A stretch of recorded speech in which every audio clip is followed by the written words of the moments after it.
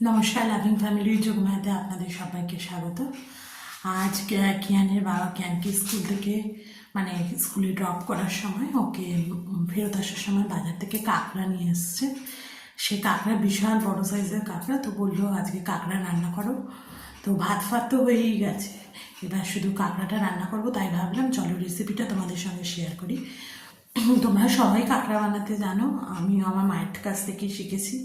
কিন্তু আমার মা বললো কাঁকড়াগুলো অনেক বড়, আমি আগে থেকেই সেগুলো পরিষ্কার করে ধুয়ে রেখেছি। আর যে বুকটা থাকে সেই বুকটাকে একটু ভেঙে রেখে দিয়েছি, কারণ অত বড় কাঁকড়া যেরকম আমি বাজারে রেখেছি এরকম এরকম সাইজ, কিন্তু এই কাঁকড়ার সাইজগুলো বেশ বড়।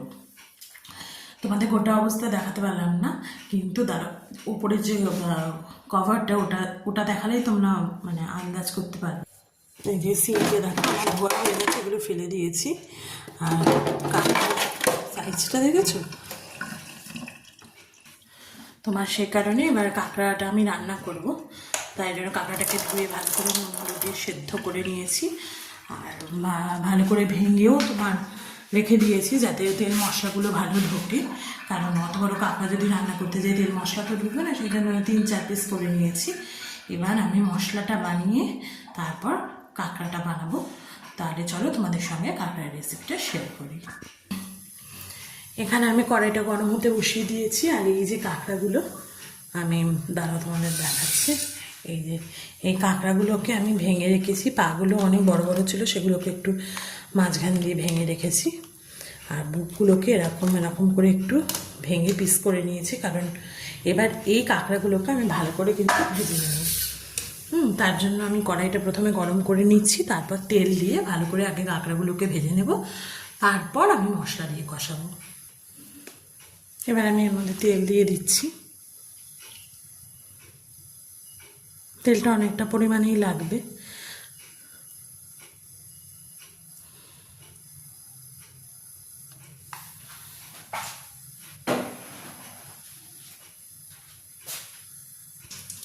তেলটা বেশি পরিমাণেই আমি একবারে দিয়ে দিয়েছি, কারণ কাঁকড়া ভেজে তো আর তুলবো না, একসঙ্গে মশলা কষাবো। এবার তেলটা খুব ভালো করে গরম হয়ে যাওয়ার পর আমি কাঁকড়াটা এর মধ্যে দিয়ে দেবো। দেখো তেলটা আমাদের একদম গরম হয়ে গেছে। এবার এর মধ্যে আমি একটু দিয়ে দেবো তেজপাতা। তেজপাতাটা দিয়ে তারপর আমি কাঁকড়াগুলোকে দেবো। এখানে আমি 2টো তেজপাতা দিয়ে দিচ্ছি। 2টো তেজপাতা দিয়ে তারপর কাঁকড়াগুলোকে আমি দিয়ে দিচ্ছি।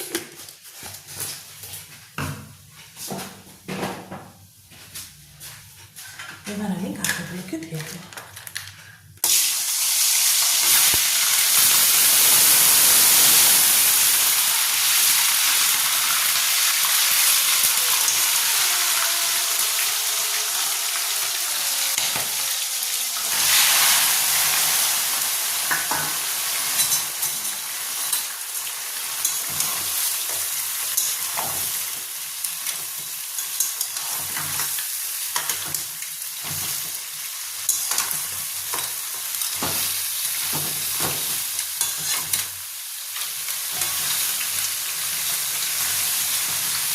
এবার এটাকে কিন্তু খুব ভালো করে আমি ভেজে নেব।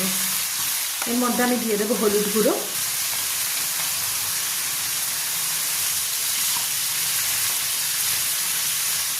আর দিয়ে দেবো নুন। আমি নুন দিয়েই সেদ্ধ করে নিয়েছি, কিন্তু ভাজার সময় আরও একটু নুন দেবো।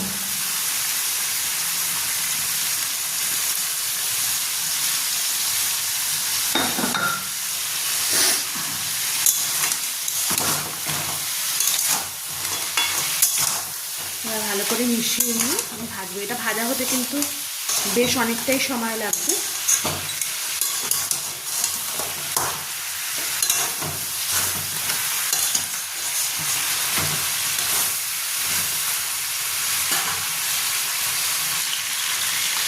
কাঁকড়াটা মোটামুটি ভাজা হয়ে গেছে।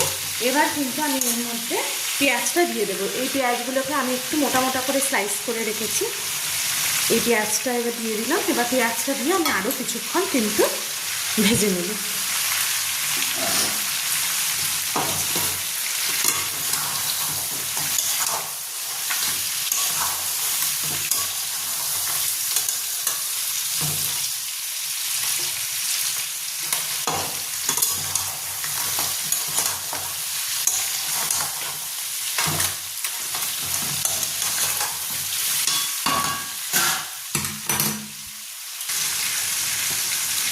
পেঁয়াজটা কাঁকড়ার সঙ্গে ব্রাউন করে ভাজা হয়ে গেছে। এবার আমি এর মধ্যে কিন্তু মশলাটা দিয়ে দেবো। মশলা বলতে আমি এখানে রসুন, কাঁচা লঙ্কা আর গোটা শুকনো লঙ্কা আর 2টো এলাচ একসঙ্গে পেস্ট করলাম, সেই পেস্টটা কিন্তু দিয়ে দেবো। কিন্তু আবার নামানোর সময়ও কিন্তু আমি গরম মশলা দেবো। এখানে শুধু 2টো আমি ছোটো এলাচ দিয়েছি।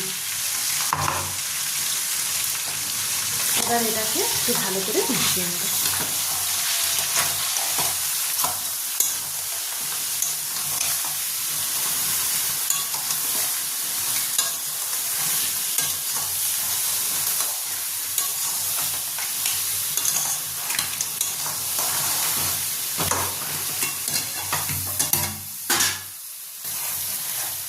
এবার আমি এর মধ্যে একে একে গুঁড়ো মশলাগুলো দিয়ে দেবো। এখানে আমি প্রথমে দিয়ে দিচ্ছি একটু ধনের গুঁড়ো,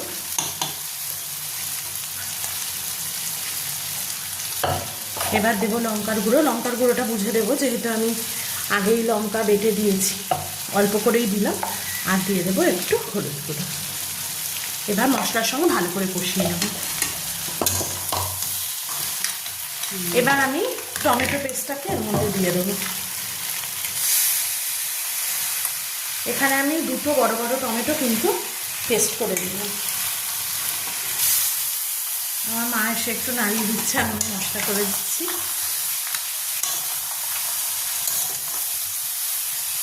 এবার খুব ভালো করে কষাতে হবে যতক্ষণ ভালো মতন তেল না ছেড়ে আসছে। দেখো এখানে কাঁকড়াটার থেকে কিন্তু ভালো মতনই তেল ছেড়ে এসেছে। এবার এটাকে আরও কিছুক্ষণ কষিয়ে নিয়ে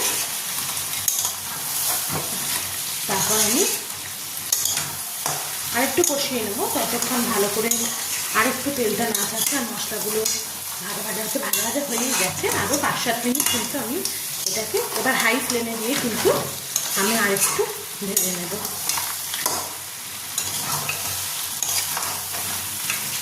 আর এই সময় তোমরা নুন ঝাল এগুলো চেক করে নেবে। যদি কিছু মনে হয় দেওয়ার প্রয়োজন আছে, আমার এখানে কিছুই লাগবে না, তখন কিন্তু এই সময় অ্যাড করে দিন। এখানে আমাদের মশলাটা কিন্তু পুরোপুরি কষে গেছে। এবার আমি এর মধ্যে একটু অল্প করে জল দিয়ে দেবো, খুব বেশি দেব না, অল্প করে একটু জল দিয়ে দেবো। তারপর জলটা মোটামুটি একটু টেনে গেলে গরম মশলা দিয়ে আমি কিন্তু নামিয়ে নেব।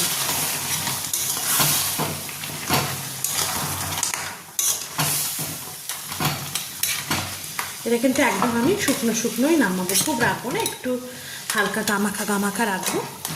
এই অবস্থায় কিন্তু আমি এবার একটু মিডিয়াম ফ্লেমে দিয়ে এটাকে আরও 5-7 মিনিট ফুটিয়ে গরম মশলা বাটা দিয়ে নামিয়ে দেবো।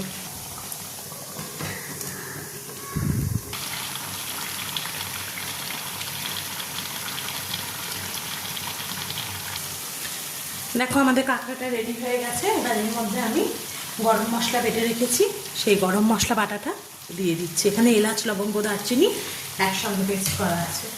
এবার এটাকে দিয়ে একটু ভালো মতন মিশিয়ে নেব।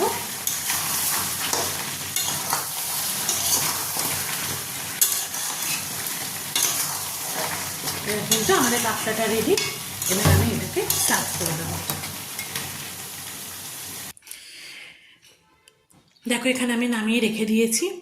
আমার এই রেসিপিটা যদি তোমাদের ভালো লেগে থাকে তাহলে আমার চ্যানেলটাকে সাবস্ক্রাইব করো, ভিডিওটাকে লাইক করো আর শেয়ার করো। আবার তোমাদের সঙ্গে দেখা হবে আবার পরে অন্য আরেকটা ভিডিও নিয়ে। আজকে আসছি।